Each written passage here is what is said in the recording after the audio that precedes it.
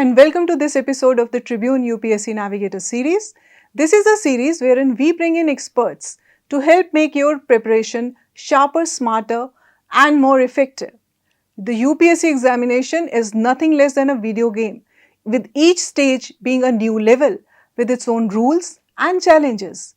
The prelims is all about survival, the mains is expression, and the interview, well, that is all authenticity.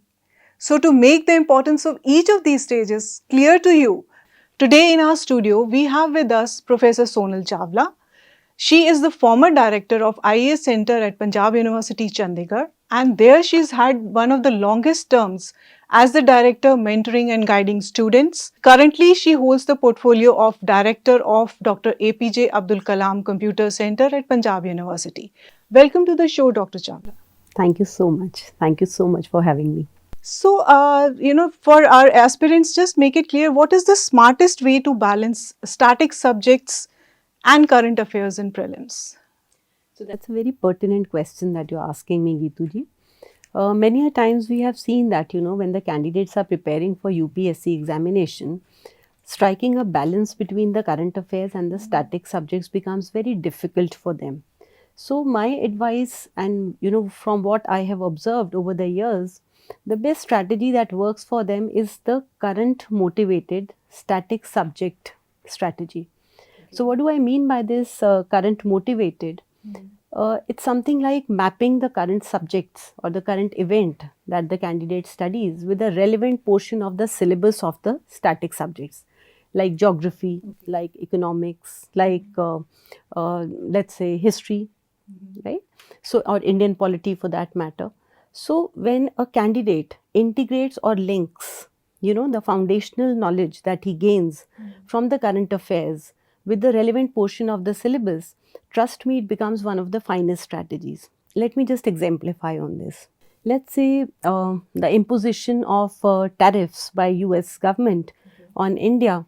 When a candidate is studying that, the advice would be that, the strategy of that candidate should be that he should try to see what is the meaning of the tariff, how the tariffs are going to be impacting the economy of a country and things like that, because these are the relevant portions of the syllabus, right? So when you connect, when you integrate, when you link the foundational knowledge, and then when you revise it thematically, it becomes one of the finest strategies. And coming to CSAT, why is it important even though it's just a qualifying paper? Correct. CSAT refers to Civil Services Aptitude Test. It's a qualifying test unless and until a candidate obtains 33% of the marks, which generally tend to be 66 out of 200. Unless and until he has that, his general studies paper is not marked. It is not evaluated. So, the idea behind this CSAT paper is because when you look at the content of this CSAT paper, you'll see that it has a amalgamation of interpersonal skills, English comprehension, then mental ability, logical reasoning, and things like that. Where these CSAT, which the CSAT examination, because it has multiple choice questions, so it has been specifically drafted to see how a candidate, when he becomes a civil servant, how is he going to be handling the pressures and the challenges of the role of a civil servant, and what his strategies would be. What his perspective would be to certain situations, to certain conditions or certain kind of events that he might have to handle. So because of that, this CSAT becomes very significant. And not only that, over the years I have seen, Geetu ji, that this CSAT paper provides a level playing field to the candidates who come from diverse academic backgrounds. So it becomes very relevant and pertinent in order to identify, in order to judge or evaluate a candidate's multidimensional thought process and the mental abilities. And coming to the mains exam, how should candidates structure answers to get the maximum impact or score, we can say? So I think a lot of students have dilemma over this. How should they structure? Because we see a lot of aspirants preparing for the UPSC examination. I have felt that, the strategy or the technique which is defined as the 7-5-3 technique, it works best for the candidate. Let me just dwell on it a little further. 7 refers to the number of minutes that candidate must devote to a 10-marker question, that is 7 minutes at the most. Okay. And while he does that, he should also lay stress on at least minimum of the 7 points, right? So a mains question, just the way you draw something, you want to beautify it. So every question of mains examination must be answered in that very format only. Like it should have an introduction first, then it should have a body, then it should have a final conclusion, right? So 753 technique says that 7 minutes granted to a 10 marker.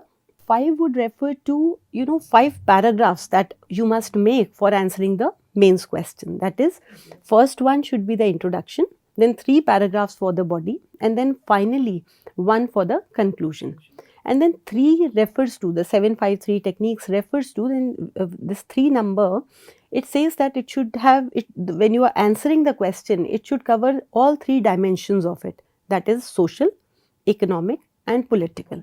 So when you answer the question this way, through the 753 technique, you will see that question answering, you get a very integrated kind of, a wholesome kind of an answer.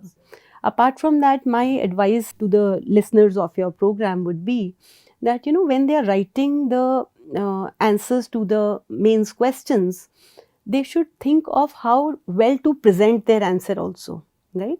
It should be very neat, clear, the headings should be well underlined, there should be subheadings, then you should use certain kind of presentation styles in the form of having pointers, right?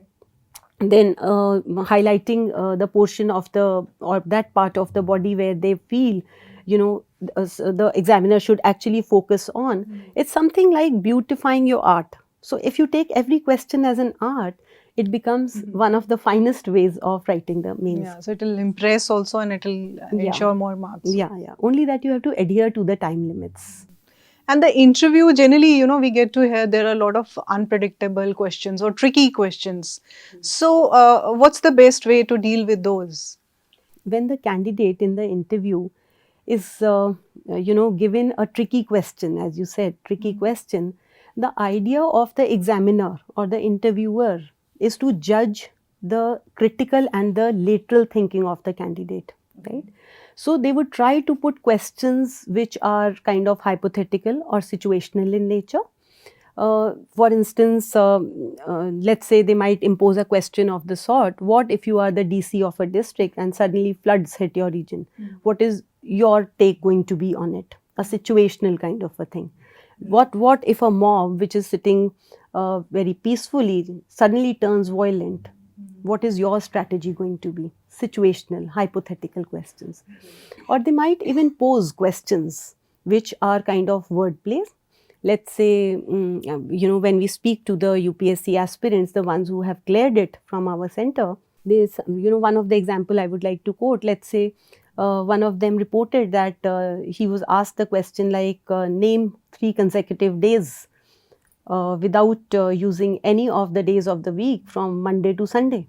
Now that becomes a very tricky question, isn't it? Yeah. But when you ponder over it a little, you'll find the answer like yesterday, today and tomorrow. So that's a word play. Yeah, that's a word play kind of a question. Then they will also they might also put you through those questions which are of the nature of putting you into an ethical dilemma. Ethical dilemma in the sense that what if you discover that your senior is a corrupt officer? How are you going to take? What is your reaction going to be towards it? Because he's your immediate senior, you have to devise a strategy, right? So it's kind of an ethical dilemma where they would want your take on it, your critical thinking, your problem solving abilities. So they're trying to test that. Apart from that, what I have observed is that, the detailed application form that the candidate fills, that is very important. Why it is important? Because anything that you put on your DAF, it is generally called DAF, whatever you put on your DAF, that becomes a rich source of potential questions for the interviewer. Let's say you've put down that you want that you like playing violin or you like playing guitar, but you don't know anything about it. They might even ask you, just show me how you play it. Now you of course do not have a device to play, but then you have to have the presence of mind to the fact that how you are going to be replying to that question. Right?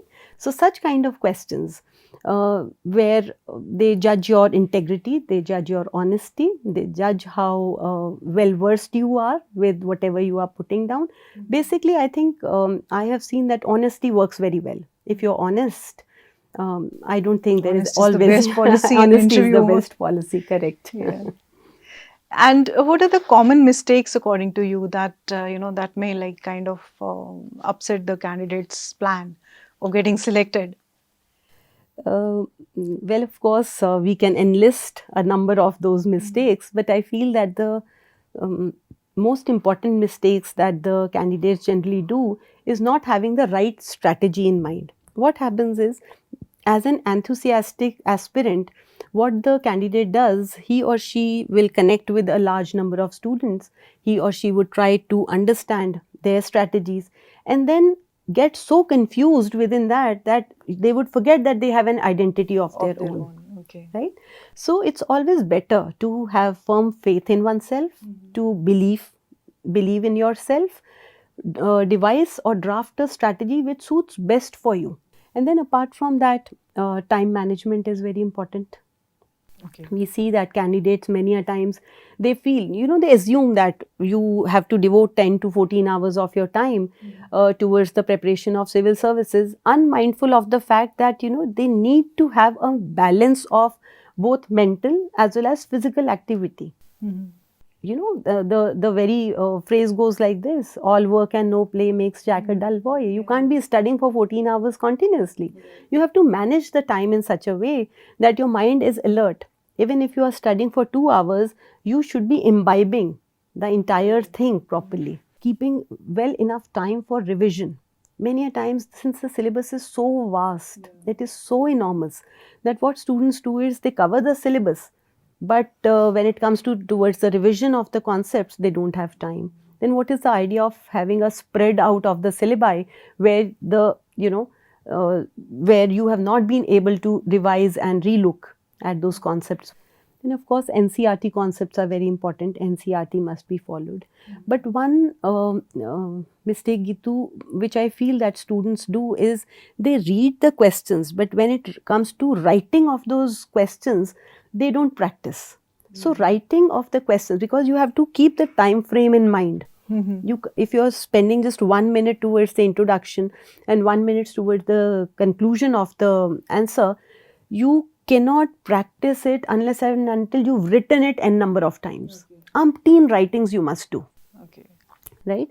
Because the conclusion becomes so very important and pertinent in the sense that your conclusion should not only summarize the entire question, but it should also have a kind of a forward-making note, or it should end on a very relevant quote. So you have to have that kind of a presence of mind, and that presence of mind will only come when you continuously write. Right? Don't we say that in Hindi? Karat karat abhyas jadimati ho sujan. So that is the trick. Right. Thank you, Professor Chawla, for your valuable insights. So aspirants, think of prelims, mains and interview as 3 different exams, because they are. Once you respect their differences, your prep will automatically become more impactful. So master the game and the victory will be yours. Till we meet again, keep learning, keep growing and keep aspiring.